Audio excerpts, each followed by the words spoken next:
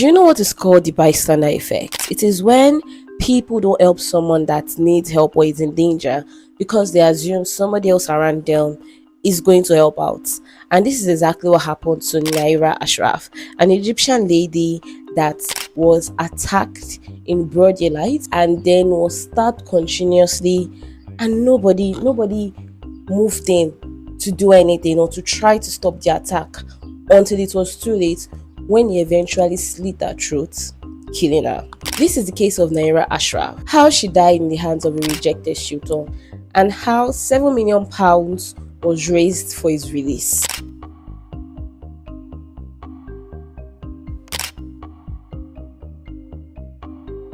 Today's case happened in Egypt in 2022. Nayera studied at the Mansoura University, particularly Faculty of Arts Department of Social Works. Friends and family described her as bright, ambitious, and she was active on social media. She had an active social media account. Like, she was smart, she was dedicated to schoolwork, she was always attending her classes, always going for exams, and also had an active social life. Until she met Mohamed Adel.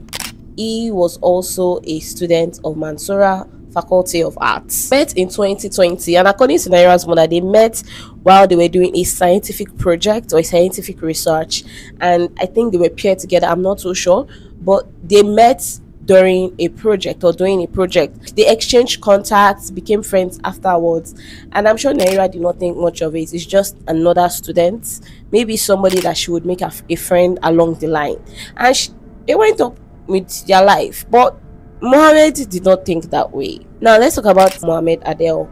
Mohamed was your typical Egyptian guy.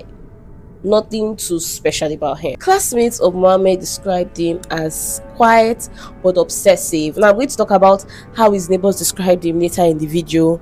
So some people would call him, oh, he's academically decent, academically there.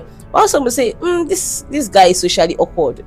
No, I don't fuck with him like that. And others said, yeah, this guy is always aggressive when someone rejects him. So there is not one particular attribute that you could say that various people could say describes Mohamed Adel. They were just normal classmates, exchanged contacts probably because they worked on the same project, and Nayera did not think much of it. Meanwhile, Mohamed had something entirely different in his mind. He had envisioned what his life would look like with Nayera in it, and he wanted her at all costs. And when I say all costs, it meant all costs. Let's go down the rabbit hole of all the things Mohamed tried to do to get Nayera to get married to him. So he asked her out a couple of times, and Nayera flat out rejected him. She wasn't interested. No, if I first make person the dead person, right? She did not see herself being in a relationship with this guy. Like I said, she didn't think so much about Mohamed like that. But this guy went ahead to propose marriage to her. Like, bruh, he proposed marriage to somebody that was not interested in him. And Nayera also, she outrightly, I don't want to marry you. Like, she rejected his proposal.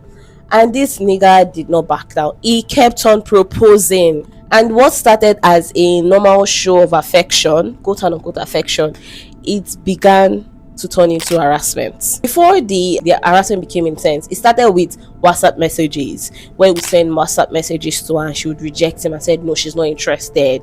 And then he began to stalk her both online and offline, and he would send marriage proposals and she would keep on rejecting. Now there are voice notes. I'm going to attach the video of the voice note playing here, where she was pleading with this guy to leave her alone. Like, stop. Oh, before he began to threaten her, stop stalking me, stop harassing me. Also, she blocked him on all social media platforms because this sister was done. When that did not work, he began to send threatening messages to her, threatening that he was going to harm her.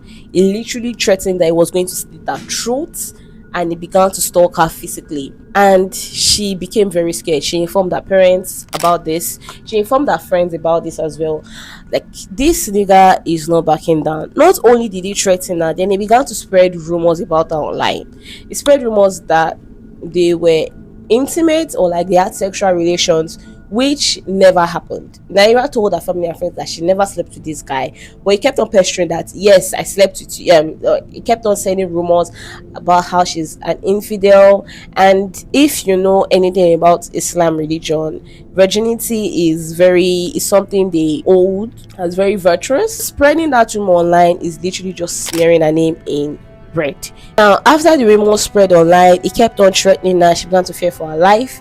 Then she and her parents took it up to the police. They went to report to the police. She had tried everything she could to distance herself from this man, physically and online, but it wasn't backing down. So it would stalk her on campus, harass her both online and offline. And after she had pleaded with this guy to please stop, she has done everything she could. She went to the police, nothing much was done from that. Her family and friends were aware. She distanced herself. But to people like this, to men like this, no, it's never taken as an answer. And so since threatening did not work, harassment did not work, spreading rumors did not work, he decided that if he cannot have her, nobody will have her. So on June 20th, 2022, the students of Mansoura University were writing their final exams, or Nayera herself was writing her final exams, and so also was Mohamed. He was also writing his final exams. He decided to get on a bus with a white knife hidden in his body or hidden in his clothes, and he got on a bus. Now this was not just any bus. This was the bus Nayera boarded after she had just written her final exams.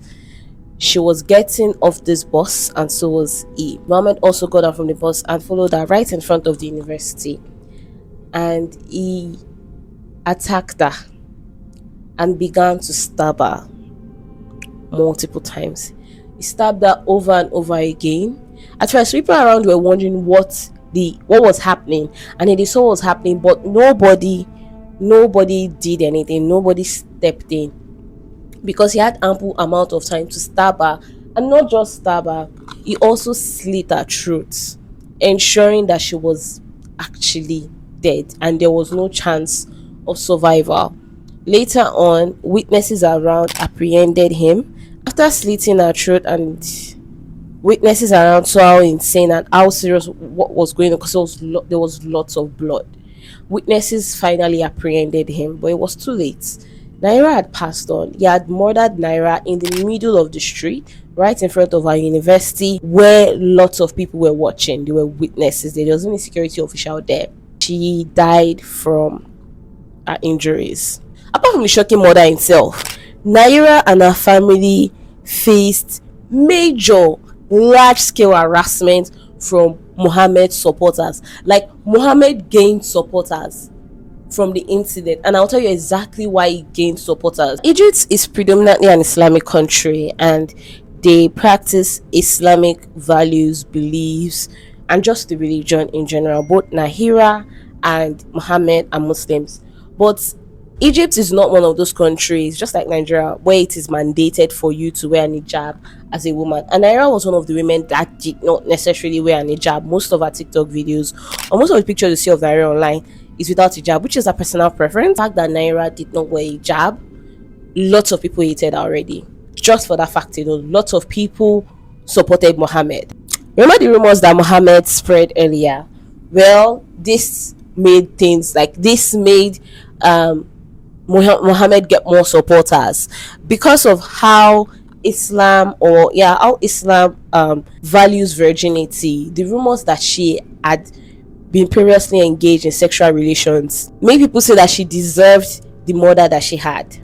Like, the fact that some people actually said that she deserved being murdered because she was not a virgin and because she did not cover her hair, it's just insane. Like, now mainstream media said there was a major outrage on this case and how people were angry that Mohammed murdered someone in broad daylight and how it was femicide, which, yes, there was an outrage, but what they did not say, or what that wasn't publicized, especially to English speakers or other countries, is the supporters Mohammed had. And oh boy, did I do lots of digging. One of the great part of this case is how fast the police worked and how quick a sentencing was made. Like, the court process just took 2 weeks, 2 weeks, which is almost unheard of.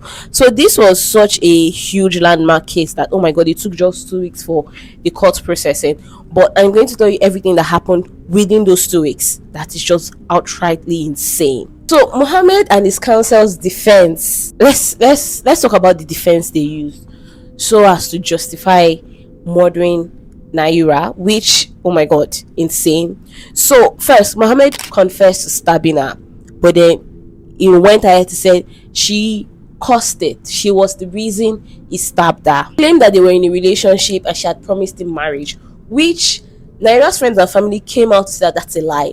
There's evidence of Nayera outrightly rejecting whatever proposal this guy made. Like, she rejected it over and over again and even got the police involved. But he's here claiming that, oh, she promised that, oh, she was going to marry me, we're in a relationship, and she went down on her promise, and so yes, because of this I went to kill her. To further disprove his claims, the police did a thorough investigation of Nayera's phone and came out with the WhatsApp, like there were evident WhatsApp messages that proved otherwise, that proved that Mohammed was lying. They just proved that Mohammed had kept on asking her to be his wife and she had kept on rejecting it. But even with the police evidence, Mohammed's supporters were still holding strong. Now, this was a part where the major news outlet did not publicize, but I went down a rabbit hole on Reddit and Redditors spoke about this case. A comment said that Mohammed's supporters did the most insane thing. They began calling Nayera slurs, they were calling her a whore, and that her killing was justified because she wasn't a virgin. Now, this part is insane because of how much the claims of she wasn't a virgin and because of the society that it was. So to disprove that she wasn't a virgin, which honestly doesn't mean anything. Like, if she was a virgin, if she was not a virgin, what does that mean? What does that prove? So they went ahead to do a virginity test during the forensic investigation. It's sick that I'm saying this, but it's sick that this is needed to be spelled out, because based off this rhetoric, if she wasn't a virgin, then her killing is justified, which makes absolutely no sense. Like, it makes no sense. But they went on to do a very misogynistic hymen test or virginity test during the forensic investigation to prove to people, further breaching Nayera's privacy, by the way, like breaching her privacy even after she's dead. But they proved to people that Nayera was in fact a virgin and had never been involved in intimate relations. Well, we can say that it would help disprove and clear her name, on the rumors that Mohammed had spread about her online. But this is just insane. Like, women cannot just be. It's just people were calling her a cheap mate and that Mohammed had ruined his bright future for a cheap girl, and so she deserves to be butchered. This was what people were saying about the victim. Now, remember I said that Nayera did not wear hijabs, like she wasn't an hijabi, and how Egypt is not set on women wearing hijabs. But people went against her beliefs and her choice and went ahead to edit hijabs, like Photoshop hijabs on her head to post pictures of her online. Now, his neighbors were defending him, saying that he is such a good man, a perfect man, and that they've never heard him raise his voice except when he beats his mothers and his sisters. And so he was a real man. Harassment did not stop in Nayera. It also went on to her family. The online supporters, or the supporters of Mohammed, went on to harass her father, her mother, and her sister, who were very vocal about this case. And just as you had it, in the short span of when the case was going on, they raised about £7 million for his release. They raised £7 million to release a man that butchered a woman that did not want him in public. They wanted Nayera's parents to receive the money in replacement for justice to be served. But yeah, Nayera's parents turned it down because how would you? There is no amount you can exchange for a child. There is literally no amount. Nayera's parents were grieving and they had just lost their daughter, and some set of deranged monsters say that, oh, let's bring £7 million will make the parents let Mohammed go for free, without any judgment or any punishment. And a professor, I wrote this down, the former dean of Islamic studies in university in Egypt, I wrote this down. He said If your life is precious to you, go out fully covered. Why? Because those who are poor and sexually deprived will see you and cut your throat. So go on and let them cut your throat. This is just insane. I got this quote from an article. There were two reactions to it. There was people could say this is batshit insane. You're actually blaming a victim for for what happened to her, saying, "Oh, well, if you do not want someone to slit your throat, well, make sure you cover your legs and cover your hair when you step outside." Like, are you? You would think this case happened in 2005 or 2001 or 1990 something, but it happened in 2022. Well, I'm actually not surprised. People still have this rhetoric to say to date. So there were these supporters of this man that were heavy bent. Like, the reaction to it from some people in Egypt or from his supporters was just batshit insane. But anyway, even after netizen support, some netizen support for him, and also with a lot of support for Nayera, because there were a lot of women group that were clamoring on justice and just highlighting the femicide, because femicide is also an issue that is high in Egypt. A sentencing was reached, and Mohamed Adel was sentenced to death by hanging. Now, Mohammed and his defense counsel appealed this judgment, but in 2023, the higher court upheld the judgments. And so, well, Mohammed is no longer alive because he has eventually been executed, but it's not going to, I don't think any revenge is going to make up for the death of a daughter or the death of a child. This case is really sad. And in the same week Nayera was killed, another college student was killed in another campus. I don't know if I would cover this case, the other case, but that was the case of Nayera and how she was murdered by a rejected man, or a man that proposed marriage to her and she turned down his proposals. There were supporters for Nayera. There was this hashtag Nayera Ashraf, where people were speaking about it and were demanding justice and highlighting the femicide issues and how women are set up to the standard of bowing to men's caprices. And Mohammed supporters still existed or still harassed Nayera's parents and family and sister after the case. For instance, Nayera's sister would go online and do a content, let's say beauty content or so, and she will talk about her sister, which you cannot police how somebody talks about the death of their loved one. You cannot police it. And there were some netizens that were saying that she was mentioning the name of her sister, or she was mentioning the case so that she could get empathy and get views on her videos. Do you know how insane you have to go so low to think like that? Like, we can just call these people animals. Like, they're just, I think animals is even like calling them animals is an insult to animals themselves. These people are just outright terrible human beings. But yeah, that is the case of Nayera Ashraf. Let me know if I missed anything. I had to use a lot of translating websites and editing and translating tools to translate the Arabic sites. I was able to do my research, so I may have lost some things in translation. I may have just lost some things during my research. But yeah, next week's case is going to be one that happened in Nigeria, the hijack case, a very important part of Nigeria's history that, would I say, is underreported. But thankfully to the Netflix movie that we have, it was eventually, like, people eventually know about it. But I'm going to be doing a deep dive into the lives of the men that hijacked the plane. And if you want to see that video next week on Sunday, subscribe to the channel, share this video with people to just, share more awareness and educate people more on the insane things that are happening. But yeah, thanks so much for watching. Please, I will see you in my next video.